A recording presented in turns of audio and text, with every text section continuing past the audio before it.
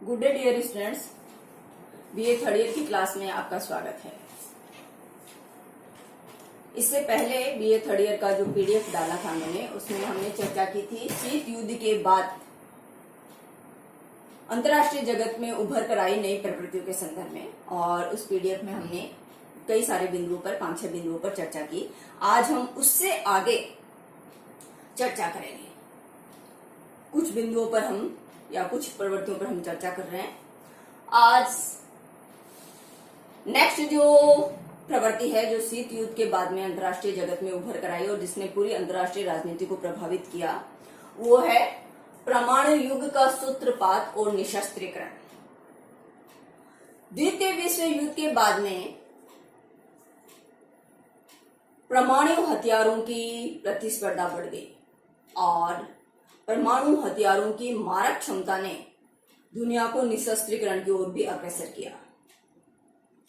द्वितीय विश्व युद्ध तक केवल अमेरिका के पास परमाणु हथियार थे, लेकिन द्वितीय विश्व युद्ध के उपरांत फ्रांस, ब्रिटेन, रूस, भारत और पाकिस्तान भी परमाणु हथियार संपन्न राष्ट्र बन गए और अब कोरिया भी अपने आप को परमाणु हथियार संपन्न शक्ति बतलाता है।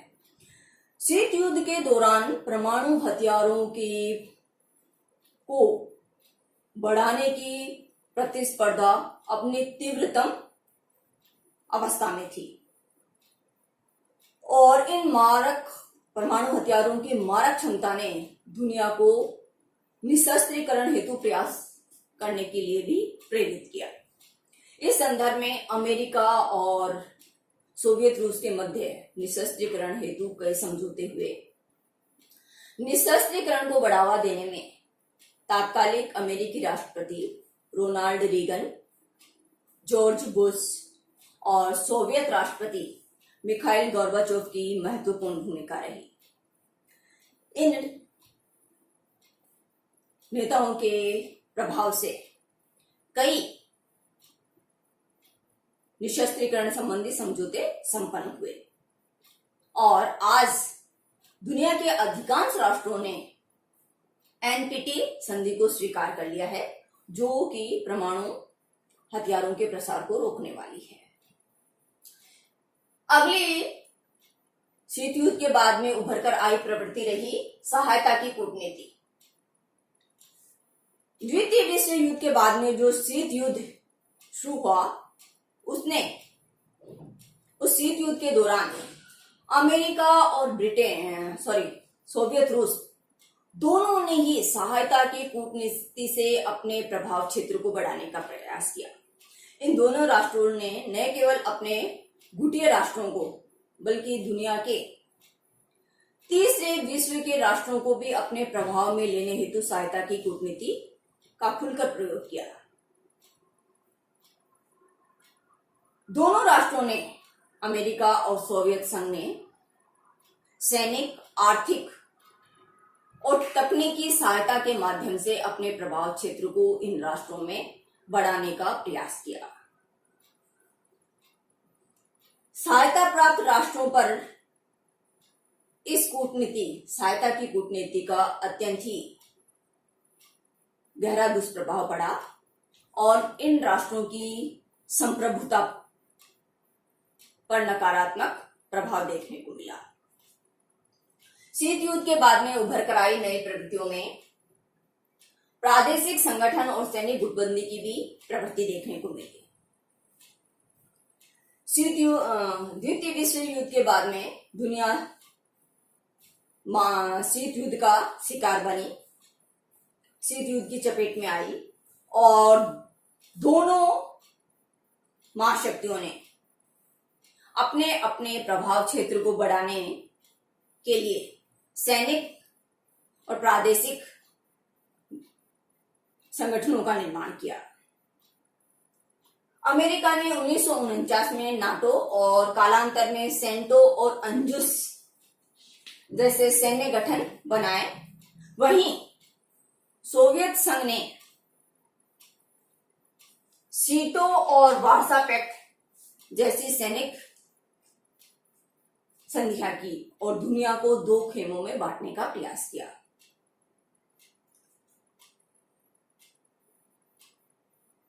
अधिकांश राष्ट्र इन सैनिक गुटबंधों से जुड़े और दुनिया दो ध्रुवों में बंटने लगी। शीत युद्ध के दौरान हम देखते हैं कि कई नकारात्मक कार्य या तत्व उभर कर दुनिया में आए, वहीं कुछ सकारात्मक और अच्छे कार्य भी संपन्न हुए और उन्हीं सकारात्मक और अच्छे कार्यों में हम यूएनओ की भूमिका को देखते हैं। यूएनओ की स्थापना मात्र 51 राष्ट्रों से हुई थी और आज इसके राष्ट्रों की संख्या बढ़कर 153 हो गई है, जो इसकी सकारात्मक भूमिका को इंगित करती है। यूएनओ ने शीत युद्ध के दौरान दुनिया को कई बार तृतीय विश्व युद्ध की विभीषिका से बचाने का महत्वपूर्ण कार्य किया और ये लोकतंत्र की और स्वतंत्र ताकि आवाज का मंच बनकर उठा।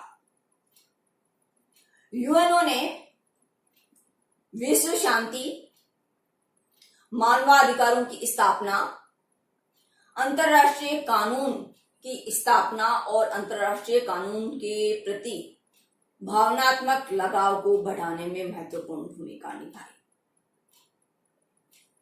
और दुनिया को कई नए तनावों से बचाया।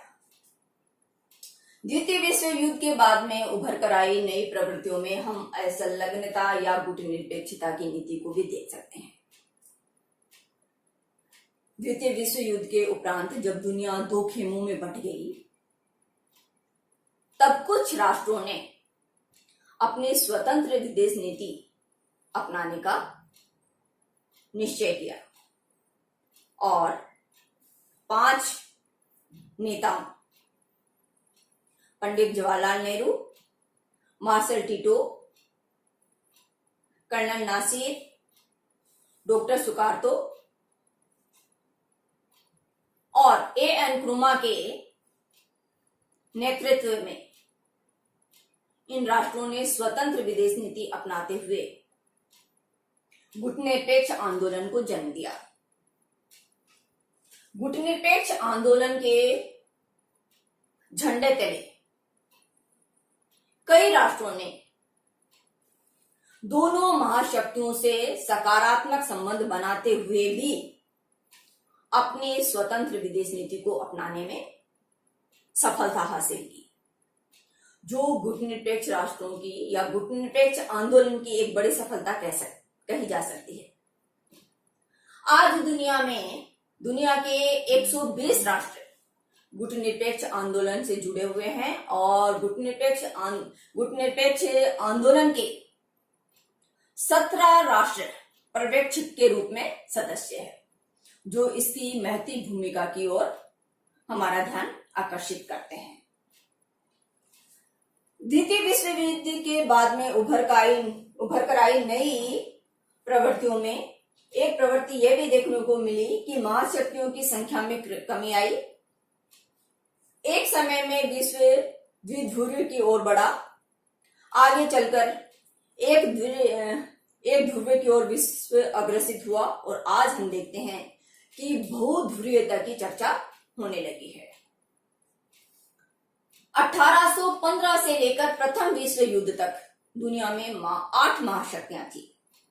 ऑस्ट्रिया, ब्रिटेन, फ्रांस, स्वीडन, पुर्तगाल, पर्सिया, जर्मनी और रूस। प्रथम विश्व युद्ध के बाद इनमें से अधिकांश जो शक्तियां हैं वह क्षीण हो गई और प्रथम विश्व युद्ध के बाद में ब्रिटेन और फ्रांस महाशक्ति के रूप में उभरे। द्वितीय विश्व युद्ध ने फ्रांस और ब्रिटेन को भी पंगु यूरोपीय राष्ट्रों की श्रेणी में लाकर खड़ा कर दिया और अमेरिका और सोवियत संघ दो महाशक्ति या दो ध्रुव के रूप में उभर कर सामने आए। कालांतर में सोवियत संघ का विघटन हो गया और सोवियत संघ के विघटन के बाद में विश्व एक ध्रुवीयता की ओर अग्रसर हुआ और अमेरिका एकमात्र महाशक्ति बच गई। वर्तमान में मात्र अमेरिका ही एक महाशक्ति के रूप में नहीं रह गया है। अमेरिका को चुनौती देने वाली कई आर्थिक शक्तियां उभर कर आ रही है और अब हम ये कह सकते हैं कि आज विश्व बहुध्रुवीयता की ओर अग्रसर हो रहा है। द्वितीय विश्व युद्ध के बाद में एक प्रवृत्ति यह भी देखने को मिली कि अनेक राष्ट्रों के मध्य युद्ध और संघर्ष की स्थिति उत्पन्न हो गई। द्वितीय विश्व युद्ध के दौरान जो संघर्ष और युद्ध एक सीमित दायरे तक था, द्वितीय विश्व युद्ध के बाद में उसका रण क्षेत्र विस्तृत हो गया और दुनिया के कई राष्ट्रों के मध्य तनाव और संघर्ष और युद्ध की स्थिति बनी, जिसमें अरब इजराइल संघर्ष, भारत पाक संघर्ष, भारत चीन संघर्ष, अरब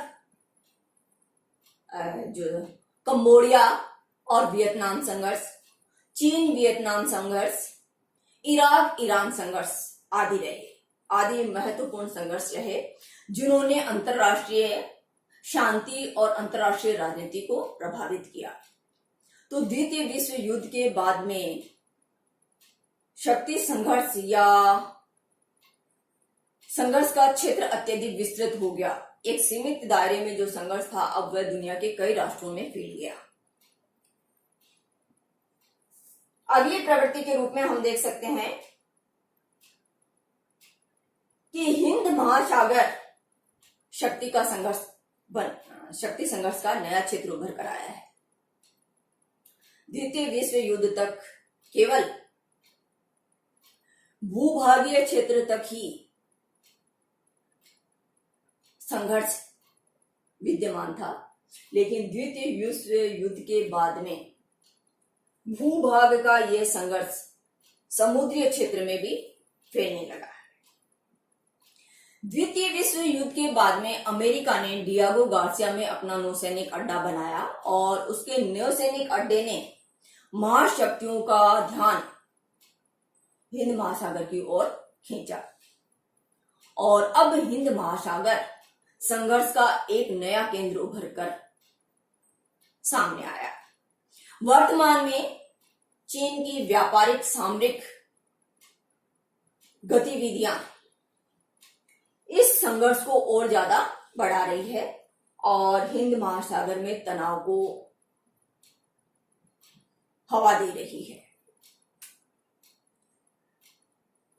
इस तरह हमने देखा कि शीत युद्ध के बाद में कई सारी नई